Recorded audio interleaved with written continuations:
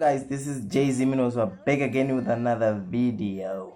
So today we are playing a game. Who remembers Maproducts ekudhara neEmazuvano? Mune muchingoona avachiri kurangarira nema-musicians, ma-events and all that. Totanga neSkat. Chibhodhoro ichi vemagadzira vakachita vanhu mahwani. Do you still remember it? Yeah, Skat ndo yangeri the design. Emazuvano ndo iyi iri kubuda yechibuku, ndo the new design at the bottom. Currency. Do you still remember this check? I mean, my check. Yeah, maridzi. Maridzi dzaisvika $20 billion, trillion. Do you still remember? Kana uchiri kurangarira, you're a legend. And also, taishandisa futi mari which we borrowed from South Africa. Angari marands. If you still remember, you're a legend. Then now we are using what we call the Zig. This is the new currency we are using today.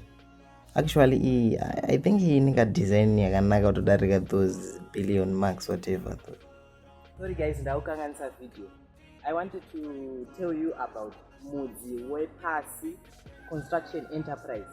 Iyi company yakanakira inoita steel fixing, brickwork nezvese zvaungada kuti uwake imba yako.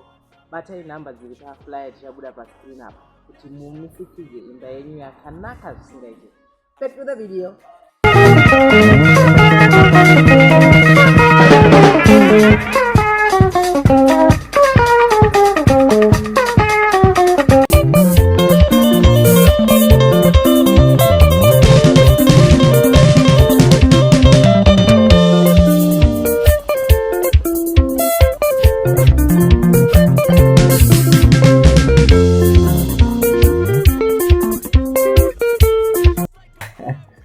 Maona maChristmas ekudhara, maChristmas ekudhara indononga inakidza kudarika izvezvi. Comment down below mu comment section kuti ainakidza ndapi.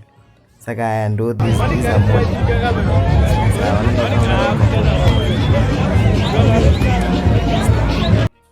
Number 4, Soldier Love. Do you still remember Conquering? Chibo. Soldier Love. Yeah, angore legend is a legend. The Zimdanzo star.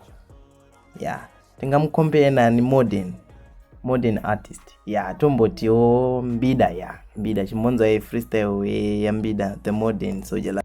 Vadedzera pavanoti mvura aiwa ngoma dzambida dzakutotura vaudze iko zvino atova mashura ndikuita kutosiya ndavakwengura kana vataura pavangoti redhiyo nditori paredhiyo audio kana kuti video vari kuziva kuti ndatotanga nziyo iko zvino mbida wacho. Yeah, I'm gonna know the modern Soldier Love, but this Soldier Love will forever be remembered. Is a legend. Do you still remember part 2 ichange ichuya? Saka like and subscribe.